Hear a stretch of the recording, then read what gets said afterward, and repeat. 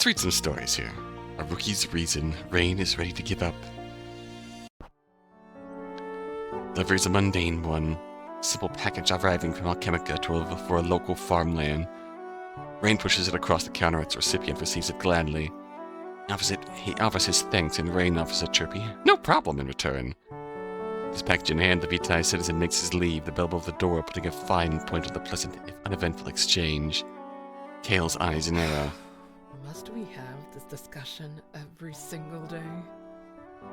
Say you're welcome! Huh? Rain tumbles back as her mentor makes herself known from an oft-neglected corner of the office, usually occupied only by excess supplies and an old broom. Kale never considered herself particularly stealthy, but catching Rain unaware has just been a regular occurrence since her training had begun just a couple short months ago. What did I do wrong this time?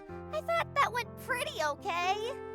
To begin, the Post exists to serve our community, and those who visit us are always to be treated as honored guests.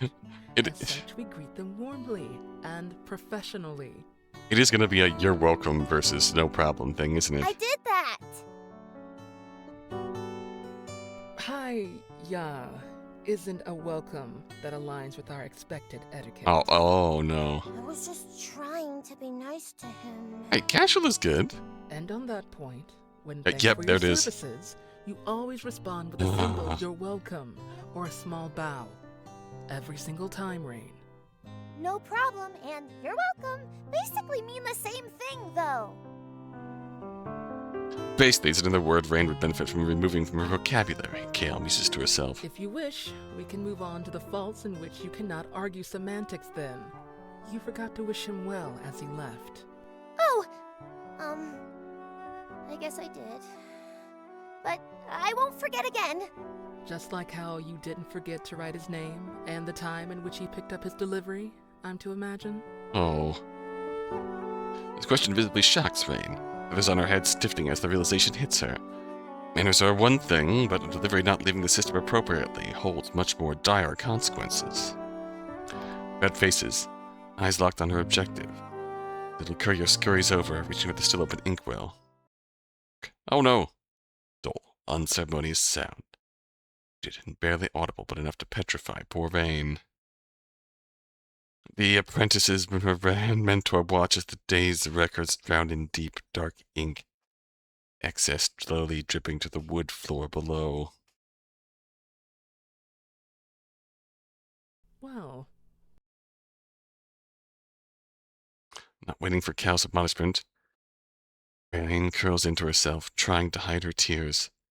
It's an admirable job at first, but it doesn't take long for her frustration to boil over and cries to intensify. I don't want to do this anymore! Kale's expression remains unchanging from the trainee, though she does offer the slightest tilt of her head. When an incident occurs, it is on us couriers to... I'm not going to be a courier! There's too much to remember, and I can't do any of it right anyway! Led mentored new couriers before, and all had their difficulties. Rain isn't an exception. She's had a harder time than most, to be sure, but Kale wasn't as eager as Rain to consider her a lost cause. On your feet. Follow close behind. As Kale turns, Rain looks up at her, Nick craning up at her towering mentor. But I'm not... We'll see. In the meantime, with me. I'll have someone else attend to the mess, so you needn't worry. We walk together into the living space and then up a flight. Rain's room at the bottom level. You have to step foot up here. It's a route Kale knows by heart. I won't deny that our responsibilities are many, and to be overwhelmed is unfortunately to be expected from time to time. But our work is... of the most importance, and our station requires no less. I know. I see you've no problems in memorizing that. In any case, if you're set on abandoning the title of courier, I won't get in your way. Before you turn in your uniform, however, I'd like to show you something. To stop before a doorway, a room within hidden behind a simple purple cloth. The beauty I find in our work, and what drives me to continue. Kale pushes back the curtain, beckoning Rain in. Waits her is a room not unlike her own, with all the usual staples such as a nest, dresser, and desk. Most notable difference, One Kale herself brings attention to as she joins Rain. It's a large bookcase, filled to the point of near bursting with various bound pages and folders. Courier ponders her collection, select one, then second-guessing and placing it back where she had retrieved it from. Eventually she settles on one from near the top, offers it to her guest. Hesitantly, Rain accepts the book. She looks to Kale for further instruction, but finding none, timidly opens it to no page in particular. What's this? My stamp collection. Or part of Aww. it, in any case. Wow. The girl eyes over the numerous stamps lining the pages. Frustration that once overcame her expressions being replaced with wonder and intrigue at the countless colorful designs. That 5 stamps on Kale's head? Mortem Post's primary job is to deliver the letters that fall from the top of the tree. But if you'll allow me a small admission, it's the deliveries we make among the living, with their simple white envelopes, that intrigue me the most. So, you like working because of stamps? Though we deal with countless deliveries, us couriers don't often receive mail. Even with our work taking us into the village or our occasional guest, our occupation can be a lonely one. These stamps are as strong a connection to the world as any written word, however. Little bits of personality on each envelope, taken from a nigh infinite pool of expression. As time moves on, you begin to notice shifts. Colors come and go in their popularity. Some shapes begin to be used more than others. Designs fluctuate between literal and figurative imagery. To her point, Kale leans down and turns a few pages for Rain. Despite only the tiniest passage of time, the stamps look nothing like the ones she had just been admiring. I see each one as a window into the hearts of our neighbors. Watching from the side as the tides of their whims ebb and flow brings me a certain calmness during even our busiest days. Turns to her bookshelf again, eyes down at its lowest level. My duties also have me involved in the approval process of new designs. The bottom shelf is dedicated to archives of submissions from prior cycles. Some may never make it to print, but there's beauty in their immediacy, I find. Any lingering speck of distress leaves Rain at Kale's remarks. People can just draw them? If I made one, could it get printed too? If it was striking enough and of our expected standard. Rain thinks on Kale's response, taking one final glance at the page of stamps before closing the book and offering it back to her mentor, which she accepts. I want to start a stamp collection Oh, too. And that smile! I also want to keep being a courier. Full glad am I to hear that. Flies the book away once more into the shelf before retrieving a folder tucked away on the leftmost side of the same row. Duplicates I decide to hold on to for one reason or another. Feel free to take one to begin with.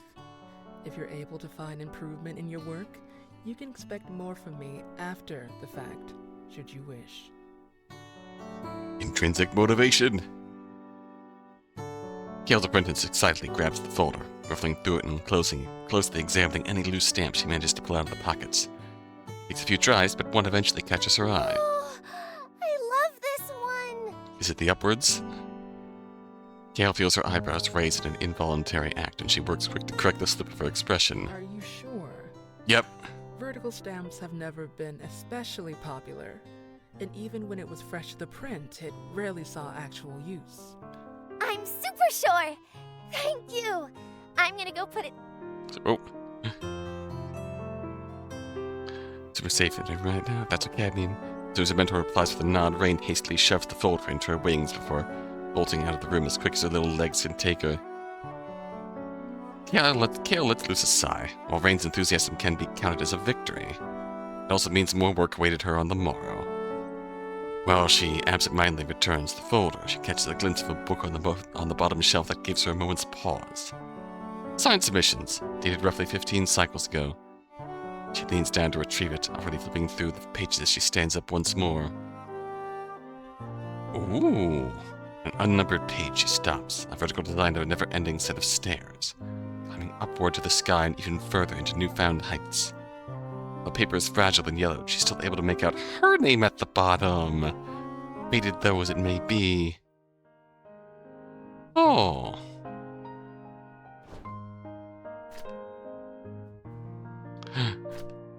That's really pretty. That's where the stair came from. Y'all made that one. Let's talk about the post, shall we? First up are couriers. All employees of the post are given the title courier, whether or not they are actually tasked with delivery. This is done so as to encourage the entirety of the staff to treat the others as equals, all tasked with the singular goal of performing their job to the best of their abilities. This isn't to say there aren't any defined ranks, however. Stamps are applied to a courier's hat when they've shown exceptional service that goes well and above the post's already lofty expectations. Like Rain in the ending. She finally gets her first stamp. The number of stamps awarded at a time is predetermined, but the courier is allowed to choose the designs of their stamps, allowing their personality to shine through in their work. Let's say it's... I'm gonna say they are very much defined... some level of defined rank, as in originally... what, the undeliverable section was only two stamps and above? So more experienced, tenured couriers? To some degree of matters here. The Mortem Post. Across the land, numerous trees reach all the way to the heavens and beyond, and each house is a post office. While they all share the responsibility of delivering the mail to nearby settlements, there are numerous aspects that set them apart as well. Mortem Post finds itself responsible for just the village of Vitae. This relatively small scope allows for both a higher rate of successful deliveries, as well as an increased sense of community between the citizens and its couriers. Ah.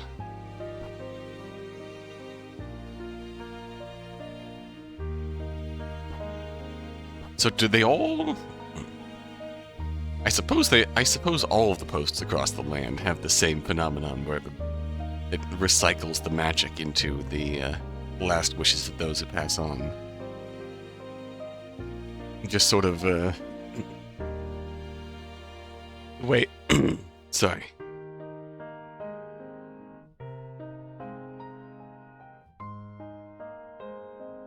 The way a tree takes in sunlight from the outside.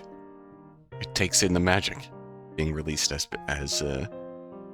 people die, and returns their last wishes to be delivered to their loved ones. Oh, I might be getting into that here. The mail service. While post offices of Alchemica specialize in delivering mail from those who have passed on, they're also tasked with managing standard mail as well. Deliveries from the deceased appear in brightly colored envelopes or paper, and standard mail regulations allow only standard white envelopes or brown wrapping for packages to better differentiate the two types of mail. Distinction is how couriers sort the outgoing mail for prioritized delivery. Attempting to disguise mail using colored wrapping to expedite delivery is considered a crime. Mail crime, very much real.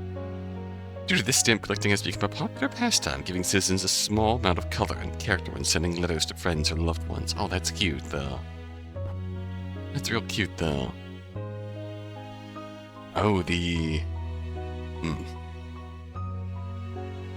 undeliverables. I said that long, long ago, when Gaelkind yearned for shelter and purpose.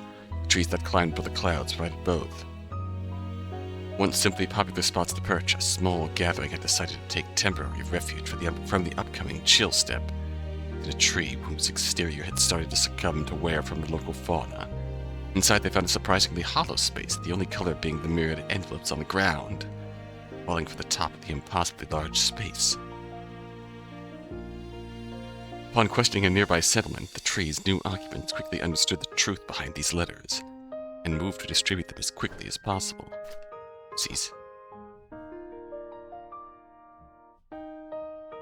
As quickly as it had taken them to move into their new home, new letters continued to fall, and the Gaelkind continued to make their trips out to the village, delivering the tree's gifts and making connections with their neighbors all the while. Wanting for a name besides the nearby flock of Gaelkind, the small community put forth the name Couriers. The chill step they had originally sought to avoid eventually came, and it was particularly fierce. Even as they had closed their doors to their new home, however, the mail didn't stop.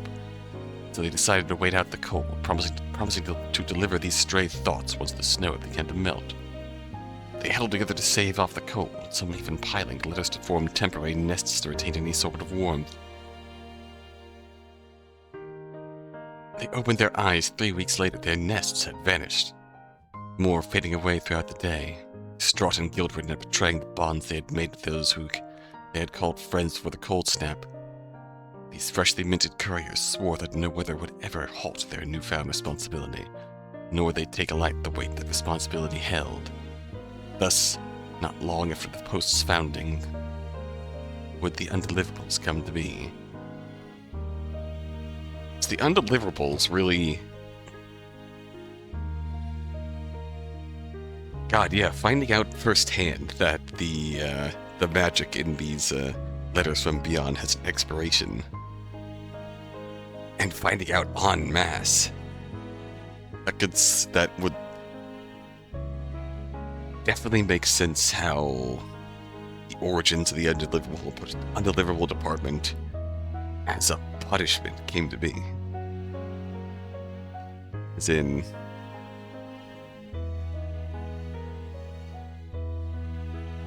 God, yeah, as in, I will drive the rest of you to, do your job to the best and swiftest of your ability. Because anything that we fail to deliver ends up with me. Everything I have to safeguard and then take in on its expiration is a reminder of our failures. Literally, me having a job to do in the undeliverables department is a sign of failure. Oh, rain time. Seaborn's lie. Mila knows the way to the post office by heart. Can you help, Mom? Of course, dear. Come here. Oh, it's a familiar part of the morning routine for the both of them at this point. Mila always struggled with tying her vest, and her mother was always happy to offer assistance. And so she did, taking the two ends of the string into her hands as her daughter approached. Any plans for the day? Oh, Mom, Mila. Oh, your mom is pretty! Mila briefly opens her mouth to answer, but decides better if it and offers a simple shrug instead. She was going to the post office again today, just as she has done every day for the past 3 weeks. One over the other, and through. Well, if your schedule is empty, how about we visit the Bell House together? I hear they've gotten a shipment of new fabric in from Alchemica. Your birthday will be here before you know it, so we could ask them to hold on to. No, thank you. Oh, make a loop and then another?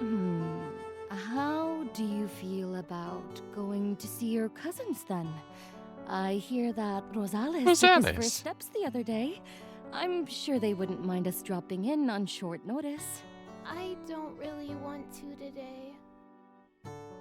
Tug tightly, and then you're done. We're completed. Mila's mother brings her hands down into her lap. Small with a sigh. Are you thinking about Dandelion again, sweetie? Mila averts her eyes, revealing her answer without the need for words. Oh, Dandelion also fits the seaborn naming conventions. Oh. I miss her a lot too. Do you want to talk about it some more? Is there anything else I can do to help? Talking about it again would just hurt more. To Mila, there isn't much point in trying anymore. She'd bring up the letter, and Mom would apologize, but tell her. Be coming. Just as she had done so many times before. Mila plays out the conversation to herself in her head. Her mother brings her hands up once again, gently grabbing hold of Mila's arms and giving them a gentle squeeze. We can't keep bothering the couriers, okay? They've got important work to do. I wasn't going to the post office. She lied, like a liar. I wanted to go play down by the beach and collect some seashells. The weather's nice out. Mother stares at her daughter in silence, just long enough to make Mila believe that she had managed to see through her lie. So it is dampened, however. She gives Mila's arms an affirming shake before pulling back from her daughter with a smile. That sounds like fun. Be back before the sun comes down, okay? Love you. Okay. I love you too. Mila takes a step back, and then another. She puts on her heel toward the door, also eager to break eye contact with her mother in this moment. Mila? Makes it as far as having her hand on the door knob before her mother calls out for her again. She forces herself to turn back to listen, avoids her mother's gaze as much as she's able. Keep to the shallows, okay? And Oh. make sure you stay in the shade. Even with the clouds out, you'll still get sunburned if you aren't careful. Oh, also, I know you said you were going to collect seashells, but don't pick up anything from the tide pools. You never know if you're accidentally picking up a crab or some other kind of critter or... Okay, I'll be careful. I promise. I love you again. Door opens and closes before mother has time to process the response. Sounds of the wind chimes out front, serving as proof of Mila's haste. All too soon, however, the chimes fade, and Mila's mother finds herself alone in her silent home. Her small sigh only barely breaks the quiet. Mila keeps one foot in front of the other, trying her best to keep her pace measured as she walks along Vitae's streets. The spattering of buildings gives way to a field of green, however, she quickens. A walk to a jog to a run to a sprint, getting distance from her home and the lie she told to escape it. Tears are quick to form when it's not long before Mila is forced to stop, finding it nigh impossible to breathe between her run and choking on her sobs. Get out of your system, Mila, she thinks to herself. You can't go to the post office like this. Legs are already sore and her heart already hurts.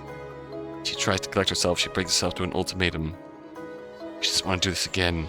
She doesn't want to lie to her mom or keep bothering the couriers or avoid having fun anymore. If the lion's letter isn't there today, she won't come back. One more deep breath, she regains her composure, eyes set on the towering tree. There it is.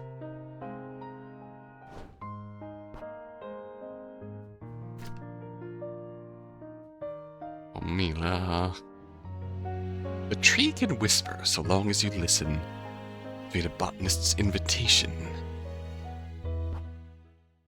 Rain hasn't slept a wink. Ooh. It's not for lack of trying or want. Contrary, yesterday's events exhausted the poor courier to the point of near collapse. Rest doesn't come when she closes her eyes. When the sun already hangs at its highest in the sky, and she's yet to hear from her grandmother, Élan, the consequences of her journey. Oh, if she'd get to see Mila again. Stands outside the post, eyes cast on Vitae.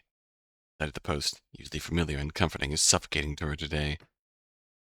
Fresh afternoon breeze feels nice on her feathers, but does little to calm her nerves. Rain? What a surprise it is to see you out here. Hello, Miss Zoe. Rain jumps in surprise, the voice from above taking from her the isolation she sought for herself. Craning her neck, she finds its source perched on one of the tree's lowest branches. Oh, hi, Missouri. Join me, won't you? I could do with some company. Rain hesitates, looking out briefly to the village once more. Missouri is another she had spent the day avoiding, but those efforts have now gone to waste. Silent save for the flapping of her wings, she lifts off. She lands beside Missouri. The guilt written on her face becomes all the more noticeable, but Missouri doesn't seem to notice. Oh, they Good notice. afternoon. Did you get enough rest last night? Be honest. You won't trick me again so soon. Nah. Ah, I'm sorry for lying to you, Missouri. Rain's apology barely seems to register. Missouri nonchalantly trimming away at the excess leafage of their shared branch as they begin their reply. Well, if you manage to pull the wool over Neve's eyes, clever as she is, who am I to be upset about being fooled? Fair game, I'd say. Oh, okay. Discussion ends as quickly as it began. Missouri hums a tune to himself as they continue tending to the branch while Rain watches on in silence. And continues on, as it is prone to do. Missouri eventually stands, after 1 or 100 wing beats, Rain couldn't say. Immediately spots their next to-do above them. Up we go! Should you still be willing, of course. With lack of an excuse to return to the ground, Rain nods. Together the two fly up, up, up. Another branch, not unlike the one they had just occupied. So Missouri gets to work, Rain shifts. Once seeking quiet, she now struggles to find comfort in it. Thought had crossed her mind watching Missouri moments ago. And Rain decides that's as good a means to break the silence as any. Is our tree sick? Oh, no, nothing of the sort. You'd struggle to find many living things stronger than her, I imagine. But you're out here all the time. Indeed I am. A courier's work is never done, and all that. And Missouri, despite not delivering packages and just trimming trees and taking care of the fauna, is still a courier, because community inequality and all that. So, it's fine. But it still needs your help? That's not quite right either, I'm afraid. Oh? Missouri glances back to their conversation partner, her confusion obvious. Care to hear a story? I can't promise it'll be all that interesting, but it may do to pass the time.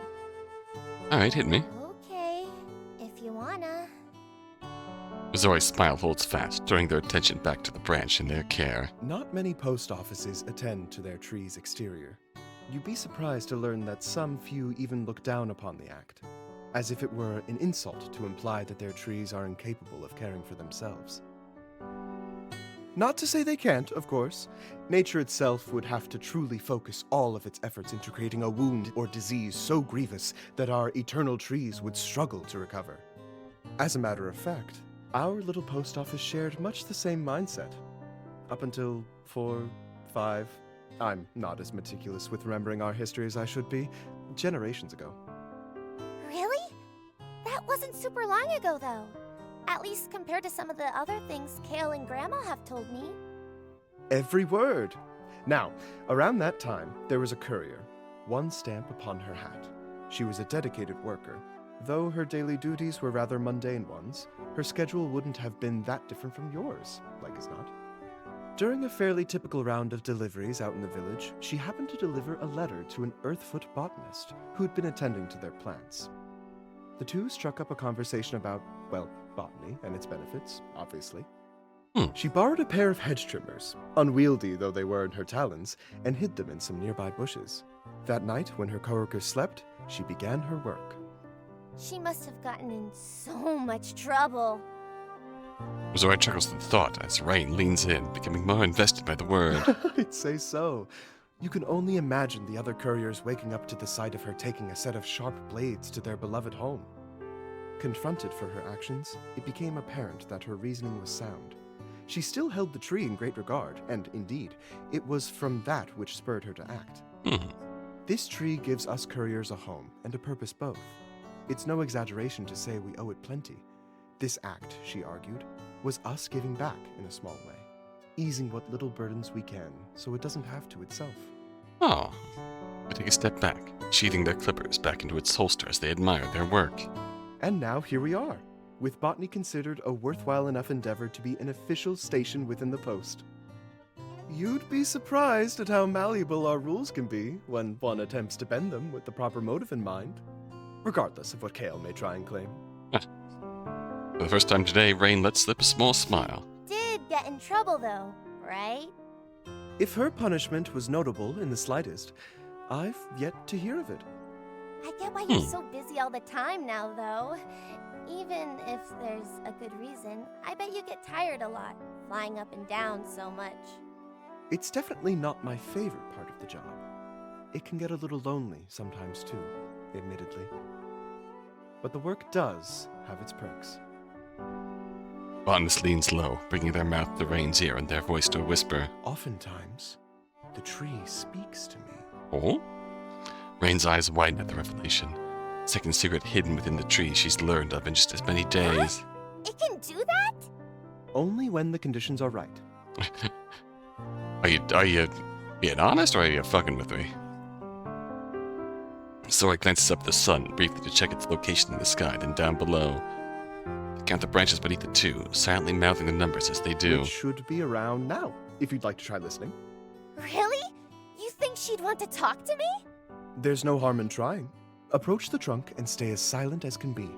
It may be faint, but if she has anything to say, you'll hear it before long. Oh, Rain nods, shimmying across the branch. She presses her head to the tree and closes her eyes, focusing as hard as she's able to hear even the faintest whisper. Is Zora going to whisper something? Takes several moments, but sure enough, something begins to come through. It's muffled, and some of the words are lost to her, but it's there nonetheless. And we'll be reassigning your route to another courier tomorrow. Yeah? Got something else that needs doing? As you know, I spoke with her mother today. She's insistent on meeting the courier that helped her daughter find her missing package. Uh-huh. It's a request we've no reason to not honor. I can trust you to watch after her, I assume? Rain's heart flutters as she starts to realize just what she's listening to. Conversation more exciting than any talking tree could ever hope to be. Well, did she see fit to impart any wisdom on you? Mm-hmm. She said a lot of things, actually. Thank you, Missouri. I'm imagining a world where Missouri was actually just trying to mess with Rain, and Missouri just like, wait, she did? Never a problem. I've That's still got some work to do. Missouri's very And I chill don't and want to bore you more wise than I about already it. have. I doubt anyone would fault you for taking a midday nap if you're out of other business to attend to today. They always seem very well put together and like just well aware and mature of things. Rain yawns at the mere mention of the word. When her mouth closes, her smile is wider than it was before. A nap sounds good. Nap time. Heck yeah. Talk about the culture. First up, the seaborn. Long ago, merfolk made their home in the seas. They lived easy but solitary lives, only rarely getting to see their neighbors of the land in passing.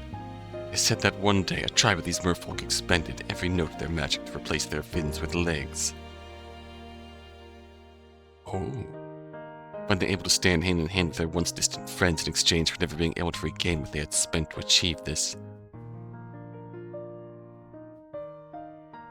If this truly happened, it was far too long ago to be verifiable. A story that seaborn parents passed down to their children all the same. Oh, they're pretty. Is that baby Mila? That is cute.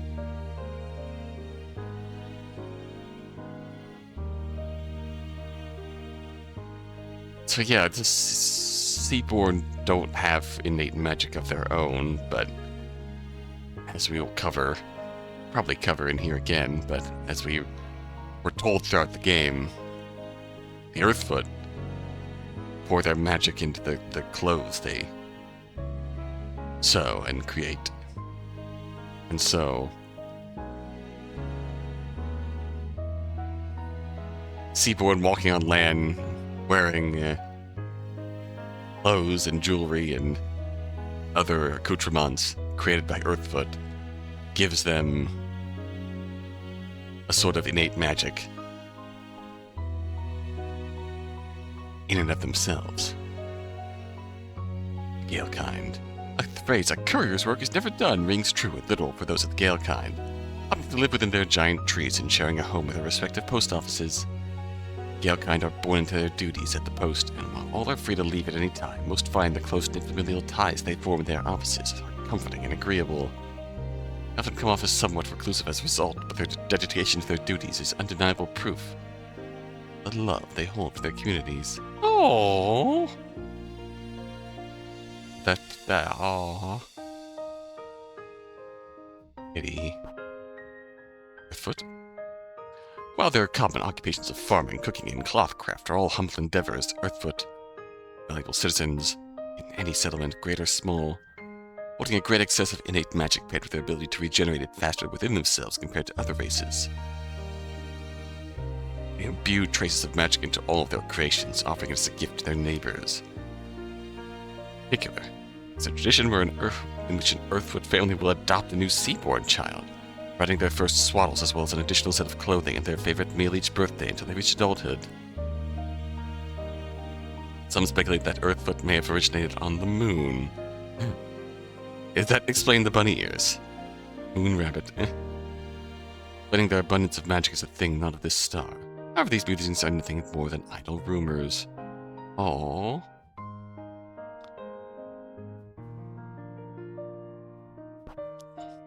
Oh. Sparkbound largely live underground, making their presence known primarily at night and coming up from their darkened homes to get their daily chores done. Participating in a local event, whenever the sky is most agreeable to their sensitive eyes. You can see them about town as the sun is high. You can expect to see them wearing darkened eyewear. Though some are able to handle the light better than others. They may not be easy to encounter day to day, but their presence is still always felt, constantly tinkering and dreaming up new innovations to make their communities' lives easier. Oh, their little baby mice! Their little science mice! Look at him. That said, whether these inventions last more than a few nights is always up in the air. Mad scientist, nice. Plug it in. Is it going to explode? And there's a 60% chance of it. Ooh, a myriad people of Alchemica share many traditions, but their naming conventions are wholly unique to themselves. The Seaborn, said to have used their magic to rise from the waters and walk on the land, take their names from flora and the nature they had found for themselves upon taking their first steps into their new futures. Flint, Rosalis, and Shirish are all first names you may expect to see a Seaborn wear. Their last names stem from their home. Some may opt to change their name upon moving from place to place, while some may instead choose to keep the name of their hometown. Larger areas, such as the capital city, a Seaborn will instead take the name of a district rather than that of the entire area. Oh, Mila di Vitae! Mila, who lives in the village of Vitae. Dandelion di Aquili. Dandelion, who lives in the Aquili district of Alchemica. Dandelion de Lonotte. Dandelion moves down the hall. Dandelion, who lives in the Lonotte district of Alchemica. All Gale-kind naming conventions aren't terribly unlike the Seaborn, their first names being inspired by the weather, something constant and reliable, as is their mantra. Likewise, their last names are based on the post office in which they work. A courier, for one reason or another, chooses to leave their trade and assume the life of a typical citizen, they forego a last name entirely. Of course, Rain, who works at Mortem Post. Novelty of Memoria Post. And Soleil, who has left the post office. Meanwhile, the Earthfoot. People acting as emotional and physical support in any given community reflect this position in their names. Name their children after emotions, though different subcultures approach this with different mindsets. Most Earthfoot are named after positive emotions, with parents traditionally writing down their child's name upon deciding upon it. Imbuing the ink with a trace amount of magic, their hope is this name follows their child and the emotion tied to it ever remains a part of them. Others, however, instead opt to name their child after negative emotions or feelings. Their mindset is the opposite. By doing this, they believe that by tying the feeling to their name, they're too preoccupied to serve as an emotion, and such hopefully spare the newborn from ever having to experience "This is my son" depression. Unlike Seaborn and Gale kind, Earthfoot treasure their last names and typically never change them, making family trees easy to track. These names are derived from common occupations, serving as a warm reminder of generations past. Oh, joy! Oh. Joy Weavers, named in hope that she would always find happiness. Decimore Ledger, named in hopes they would never be heartbroken. Oh. Okay, with that much with that much artistry put into it, that's actually really touching. Bravely Cobbler, naming himself later in life to celebrate his transition. Oh, happy for them.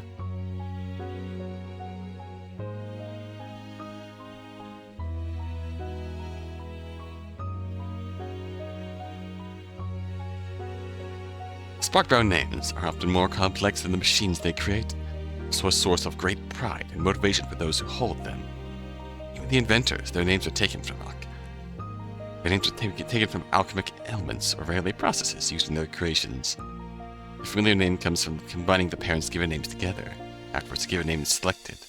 There are a variety of ways parents determine this name, but common reasons include a shared element in their favorite creations, or an element neither parent has used. Regardless of the source, each sparkbound parent proudly considers their child their life's greatest invention. Wholesome science parents.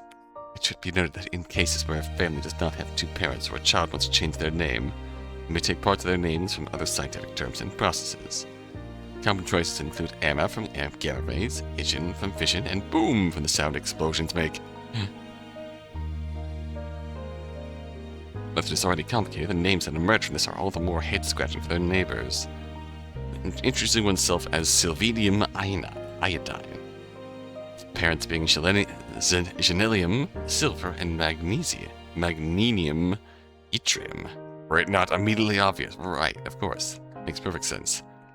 Sparkbound may expect to be asked for frequent reminders on how they should be addressed. Due to this, nicknames are commonplace, especially in cities and towns where not many Sparkbound reside.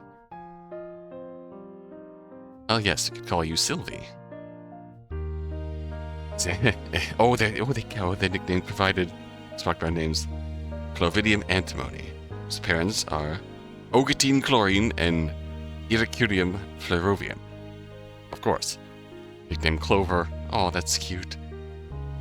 Lutellium tin, whose parents are Nicotin beryllium and Gallicuri lutetium.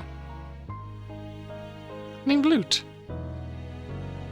Or Chemosynthesis sin, whose parent is Foxygen mercury. Okay, but Foxygen mercury kind of goes hard, not gonna lie. So are these last two focused on Neve and Kale? Hero's apology? Because Neve kind of gave us the lead of the undeliverables.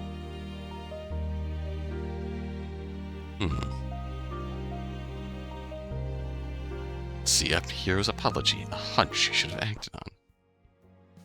Oh! Sun has already begun its slumber. Time Neve and Mila take their first steps out of Mortem Post and begin their trek back to the village. Sea breeze is a refreshing change of pace for the two. Mila especially, unused as most seaborne artists, spending an entire day within the inner workings of a tree. As for Neve, she was all too eager to escape the post office for the night as well, leaping at the opportunity to escort their esteemed guest home. Word travels fast amongst couriers. The entirety of the post was abuzz at the notion of an undeliverable finding its recipient, not long after Kale made the touchdown on the ground floor. An inter-crisis for her co-workers and the postmaster to handle. Check it on Rain in the morning, but as for the here and now... Are you doing okay, Mila? It's been a long day. After going several seconds without an answer, Neve glances down at the girl, to see if her question had even registered. Mila's eyes hadn't moved from the parcel in her hands, carefully preserved as best as she was able, even the glimmering wrapping still comfortably resting beneath the twine. It's leaving the office, save for when she and Rain said their goodbyes. Is Rain still going to get in trouble? Not answer to her question, but a response all the same. A small victory that Neve is willing to accept. I'm sure she'll be fine. And even if she ends up in some hot water, I'll work some of my magic. Don't you worry. Oh. Good big sis. Thus a victory that Neve originally thought, perhaps. Is it any wonder, Neve thinks to herself, after things little Mila heard her say about Dandelion just hours before, to continue their journey in silence, neither truly acknowledging the other's presence. It at least occurs to Neve to try at least, but every time she finds herself approaching that bridge, she backs away just as quickly. Oh. So they walk, step after step, until the dirt roads beneath them give way to the familiar cobblestone streets of Vitae. You two really had me fooled. It's not much, not anything of substance really, but with the village signaling their journey together soon coming to a close, the courier finally speaks up, to add to the quiet chatter of the various spark-bound going about their daily tasks now that the sun has set. To think you were sneaking around my office and I was none the wiser. You and Droplet must have felt pretty crafty after that little plan of your... Miss Neve, how did you know Dandy's package would be up in the undeliverables? Neve's pace begins to slow, coming to a full stop ere long. There are layers of truth to any potential answer she may give, and she struggles to decide how deep to dig in her response. Hey! That Cafe Dan Seafoam should be open for a little longer, I believe. We should grab you and your mom some dinner before we get back. Huh? Oh, you don't have to. I know your mom well enough to assume she hasn't even thought about eating anything after you didn't get home in time. Let me handle it tonight. If you're sure. To adjust their plans, Neve hoping her small tangent will give her enough time to put her thoughts in order. Earthfoot owner was all too quick in assembling their order, much to Neve's dismay. No, need more time to contemplate. They make their leave at the little shop with a bag of rolls containing various savory fillings, light enough for Neve to cradle in her wing despite Mila's offer to carry it instead. With that all sorted, I believe I owe you an answer. And looks up expectantly, her pace matching Neve step for step. With the luxury of time, the courier would do what she always does. Go until she feels content to stop. So she begins. I didn't know Dandelion's package would be up in the undeliverables. I just wanted to believe it was. I'm sure you heard that answer earlier when I said as much to Rain, though. we never automatically assume something is an undeliverable. Every single letter or parcel that falls from the tree is given its due diligence, through my department specifically. I remember having marked a couple deliveries as undeliverable some weeks back. When Rain came asking about Dandelion, something clicked. That's all. Oh. Her response is like a knife to the Gale Kind's heart. It was an uncomfortable admittance, but one she thought the girl deserved to hear. She thought to end her explanation there to preserve even a glimmer of how Mila once perceived her. An opportunity has long since passed the two by. Even if my hunch proved correct, I still hadn't the faintest idea of the truth behind everything. Honestly, it's haunting. Mila keeps her eyes trained on the courier, though Neve averts her own, focused on the path ahead. It's such an obvious answer with the gift of retrospect, but it never once crossed my mind. Even then, I feel like I was so close that if I dug even just a little deeper... Sigh. Droplet handled herself excellently, no matter what Kale may have thought in the moment. And of course, it was a relief to see a smile on your face again when we met on the ground level this evening. It's been at the forefront of my mind all night, though. The thought that you weren't the first I could have helped if I hadn't given up after the typical cursory checks. How many smiles like yours have I robbed from Vitae? I wonder. Vitae. Finally listening to herself and realizing she liked the overstep, Neve turns her eyes downward to her companion once more. As she does so, Mila dodges her eye contact, returning to Dandy's parcel. Sorry about that. The courier leans down, placing the bag gently to the ground to free up her wing. Though hesitant, Mila's eyes eventually meet hers again. I know today was more than a little scary, and you must be exhausted. All I'm saying is a lot of what happened today is my fault. I'll make sure the postmaster and your mom know as much. So please don't worry about yourself or Rain, okay?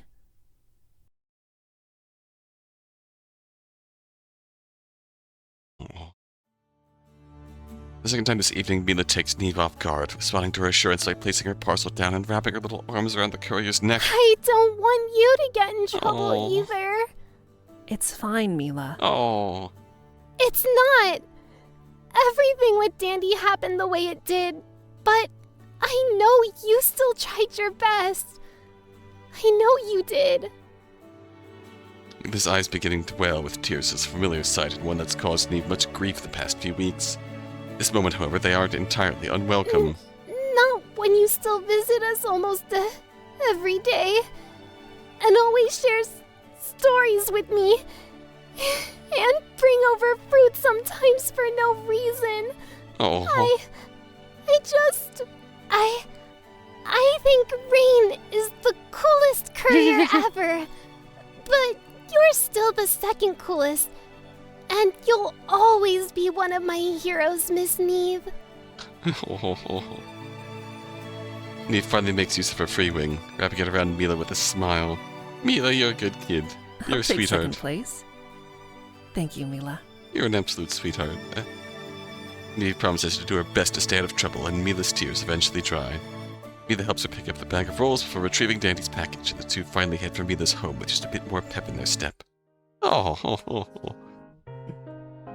Absolute sweethearts. Alright, let's talk about magic. Magic. While a rather enticing word, is rather mundane in practice.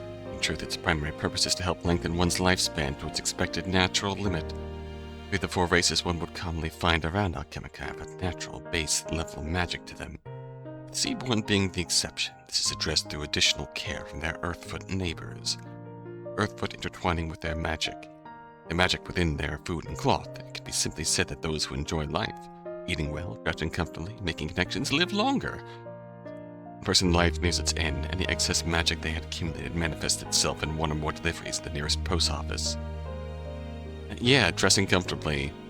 You're wearing material that Earthfoot made. Or, no, hell, even eating food. Since Earthfoot are farmers and craftsmen, clothes makers, artisans, who imbue their magic into all their creations. So, you have magic whether you were born with it or not. Because you consume material made by people with magic. It's just a natural force of life. Traditionally, when magic is imbued within food or clothing, Earth would do so early in the creation process. The flour, sugar, thread, or needles themselves are given magic at the earliest stages, giving them time to fully soak in the Earthfoot's gift. This process dilutes the magic, allowing it to last considerably longer at the cost of its potency. Most of this is a non-issue, as the magic will eventually serve its purpose and help its recipient. There's one exception to this, however. Guides of Alchemica require the use of immediate potent magics to help navigate the complex city and aid those who seek out their services.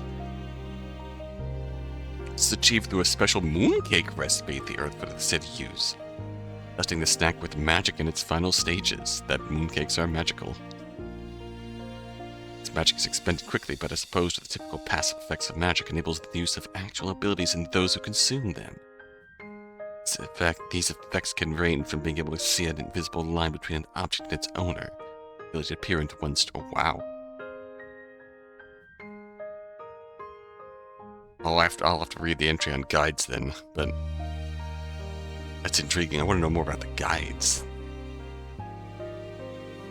Calendar. I think I went over this briefly during the normal playthrough, but on the start, citizens call Kindred's Cradle, or just the Cradle, 1 year holds 6 seasons. These are split into 13 months, each containing 28 days. With one exception, the month encompassing the first half of the season is given the suffix rise, and the latter month send. Snowmelt. The green hidden beneath blankets of snow sprout anew at spring. Associated months are Snow Rise and Snow Send. Shade Seek, where the sun is at its hottest and brightest. Associated months are Shade Rise and Shade Send. Summer. Sun Showers, a short period of time where the weather is unpredictable, though generally comfortable, regardless of how the skies choose to behave. Associated months are Sunrise and Sunset. Oh, okay, this is...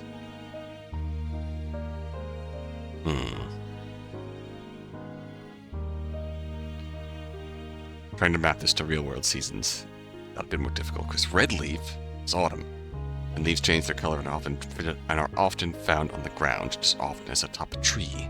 Associated months are red rise and red send. Chill step. When snow returns to the land, everyone prepares to celebrate a cycle's end. That's end of year, that's winter. Moon's turn. Moon's turn. Moon turns, new cycle starts, yeah.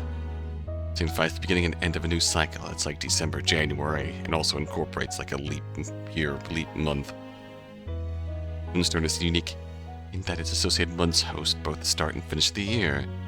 As a result, hold an extra month. Last month of the year is known as Moonrise, the first moon still, and the second, Moon Sen. Call that like January, December, January, February.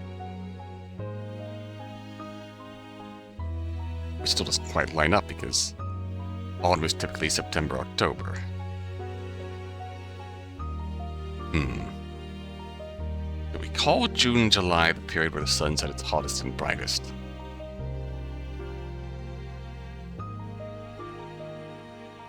Like May, June. I don't know, it feels different now because obviously our own seasons are getting out of whack, but yeah. Snowmelt is very much spring. Winter ends and spring comes. Summer, that awkward period where it just can be raining and chilly another day, but warm and comforting another day. Autumn, leaves start to turn, winter falls, and the new year comes. Vitae. It's a coastal village and sole settlement tied to Mortem Post. Being relatively small, they lacked several staples of larger settlements like that of the capital city, such as guides or electrical lighting. Besides, however, it does give them the benefit of a feeling of closeness and community one might find missing living day to day in a larger city. Being so close to citizens that... being so close to the sea, it's easy to assume that there are a larger amount of seaborne citizens than you'd find in other settlements. While this is true, they're still a minority compared to their spark-bound and earthfoot neighbors. While Vitae is largely self-sufficient, trade is still common. Their largest export takes the form of salt, a bounty of it readily available in nearby caves. World of Alchemica. Compared with the village of Vitae and other small settlements, Alchemica's scope and scale is staggering. Its cobblestone roads that twist and turn in unexpected ways and numerous underground waterways to call the city labyrinthine would be an understatement. Even those who have lived their entire lives within the city's boundaries are prone to new surprises every now and then. The city outskirts are the most popular retreat from those needing some space from the hustle and bustle. The handful of cafes lining the rivers cutting through the city are eager to provide a quiet moment to its citizens and visitors. Oops. I want to learn about guides. A city as large as Alchemica has no shortage of people, citizens of the city or otherwise, who need help, something or another. Even those who have lived in the city for a long stretch of time are unlikely to have an intimate familiarity with its numerous winding roads and hidden paths. For those who need assistance, no matter what the problem may be, the guides are always eager to offer their services. None of the numerous halls around the city are affiliated with one another. They all exist to serve the city and its people. Those who call themselves guides are typically those who have at least an above-average familiarity with the city, thanks to the use of magic allowing an easier time. Navigating that's certainly not a requirement, but typically be unusual to think about given the constraints of a single city. Decide to explore. It's another oft-cited reason for those joining the ranks, but the wish to help their neighbors is always the number one goal. Yeah, you do probably uncover a whole metric ton of secrets and unique passages and the like. Being a guide in a city like that, that would be cool to see side stories about guides of Alchemica. That'd just be cool. Alright, our last story, A Villain's Concern. Couriers don't receive letters. Sun grazes Horizon's edge as Neve finally makes her way back inside Mortem Post after another busy day. Turns one corner then another, stowing her hat away in her bag as she does so. And much like the requirement to keep it on even in the back rooms of the post, she's become enough of a repeat offender that her colleagues have given up on trying to get her to conform to office policies. She finds her way to the dining room, the emptiness of the space magnifying the echo of her yawn. She approaches the substantial pile of fruit and grain set aside for tonight's meal. Oh!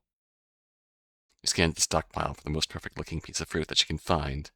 Squander the chance of having first pick. Evening, Kale. Oh. Hi, Kale. Neve calls out to the vacant space. For a few moments it goes unanswered. Soon enough, Kale makes her presence known, down from a shadowed roost from the room. It's always taken off guard when Neve senses her presence. In truth, Neve had long since formed a habit of calling her name at random, with Kale simply never being around for the misses. It's not proper to eat before everyone arrives. Neve finally takes her pick of a bright green apple, taking hold of it with her elbow and depositing it within her bag. Just taking something small to go. Between preparing for droplet ceremony tomorrow and deliveries? Phew. Kale's expression shifts, a furrow of her brow and a deepening of her frown. On the subject of rain, you and I finally need to have a discussion. Oh? It's a tone Neve recognized, often directed at Rain, but rarely ever at herself.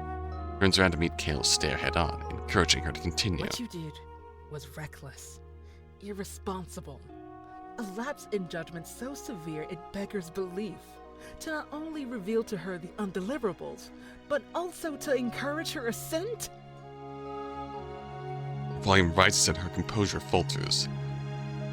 Kale's reaction up until now hadn't been unexpected to Neve, but her escalation to shouting certainly was. Kale catches herself a few moments too late, grounding herself once again.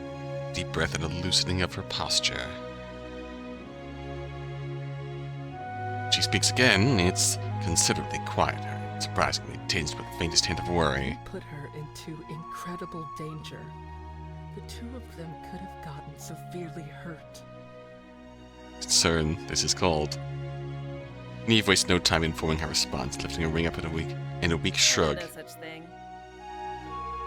Kale does a better job of maintaining herself than before, but the slight lowering of her eyebrows as she waits for elaboration doesn't go unnoticed. The anger shifts to confusion, however, when Neve meets her grim expression with a I smile. trusted you to watch over them. You're the best at what you do. You'd catch up long before they got to anything scary. As she had done so once already today, Neve manages to effortlessly disarm Kale. Regardless, There were numerous other avenues for you to have verified the parcel without their direct involvement. Neve brings a wing to her chin, letting her response dance in her mind before finally speaking. You know, I wasn't planning on letting her know about your department at the start. Once I saw how much she believed Dandelion's package was somewhere in the post, though, well, I guess I bought into it. At least a little. I Aw. wanted to have some faith too. But figured even if the worst should come to pass, you'd at least see what she's capable of and maybe even ease up on her a bit. So you sent her into the heights, breaking rule after rule, with a chance of leniency after the fact? It's Neve's turn to steal her expression, her smile It flattening. was just as much for her as it was for you. Kale is as much shocked as she is confused by the statement, but hides it well with a slow, deliberate tilt of the head. Really now? I know that your duties force you to live in the past. I understand why you do the things you do for the sake of the future, too.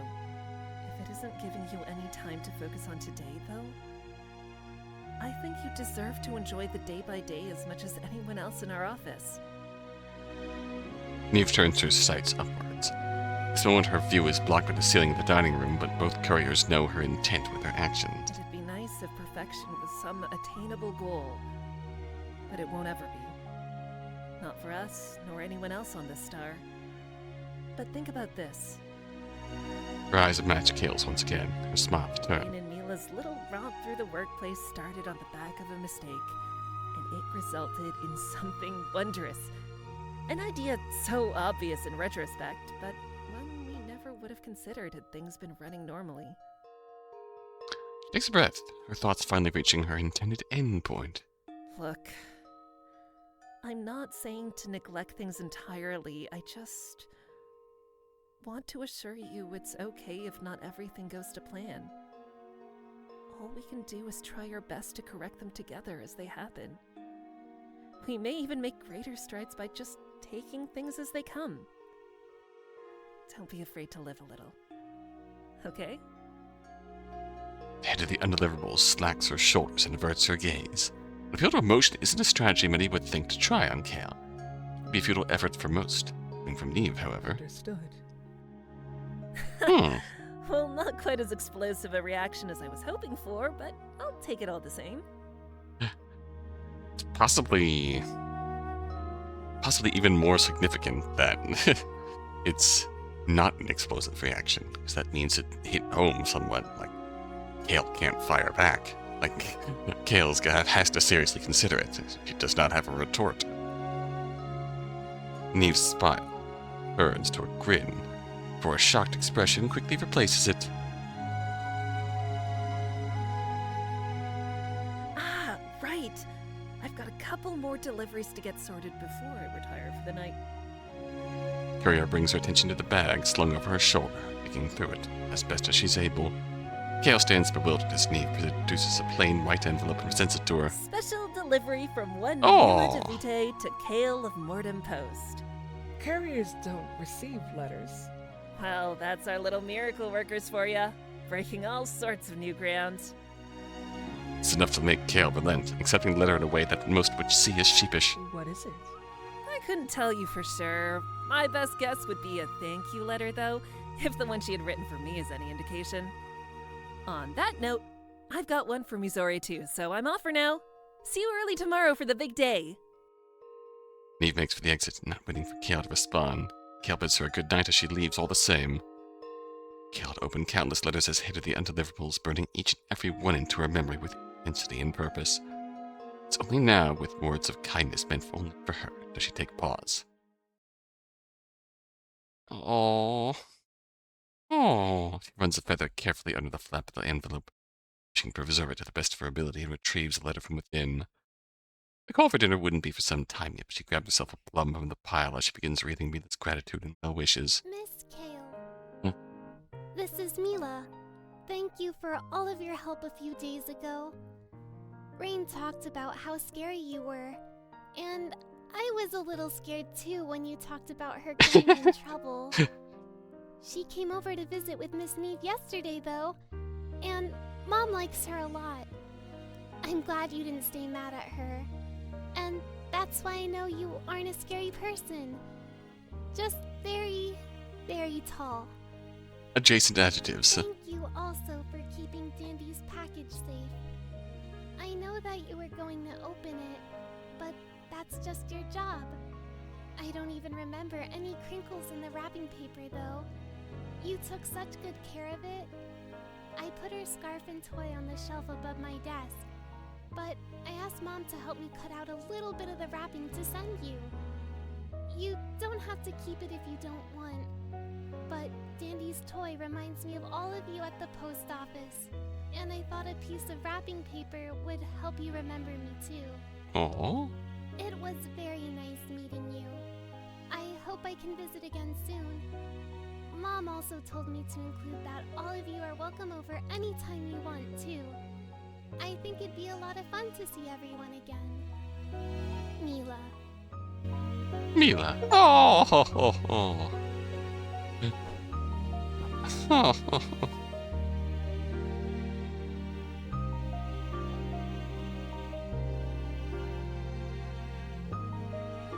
Oh, dang it, that's really sweet. That's really sweet. Even Kale gets a bit of love in the end. And he really did have Kale clocked in that regard. Forced to live in the past, deserves a bit of present day care and appreciation. God, You gotta live for a story where the minds of youngsters look at the established traditions and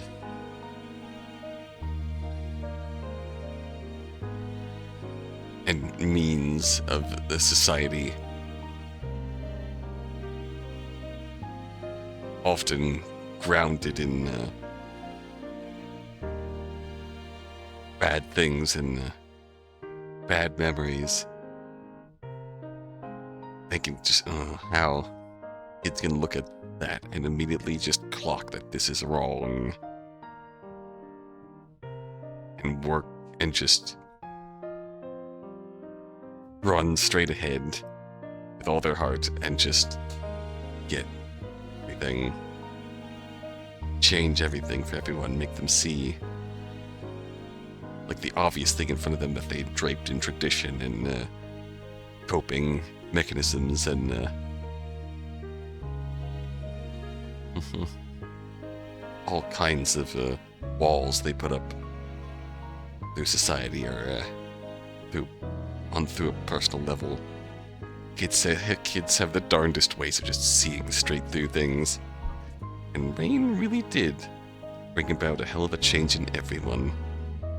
A lot of everyone were thinking all this time, but Rain just headstrong, barreled forward, and changed all their hearts.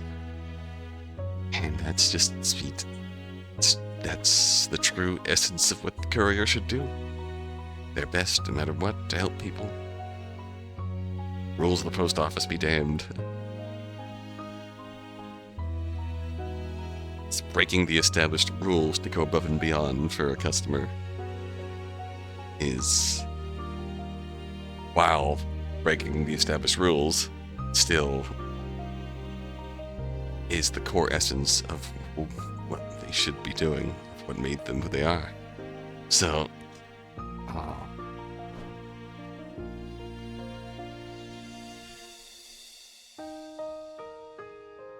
what's them flying?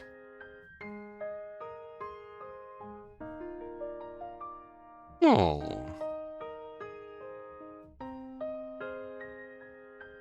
Cute little couriers. All cute little, all super cute little world. And again, ending theme makes me cry. whole heart in it makes me cry. It's good. It's good. Needed this bit of heart, wholesome heart, in my day today. It just in general. I needed this. Thank you for sticking around. Until next time. Until then. Until our next delivery.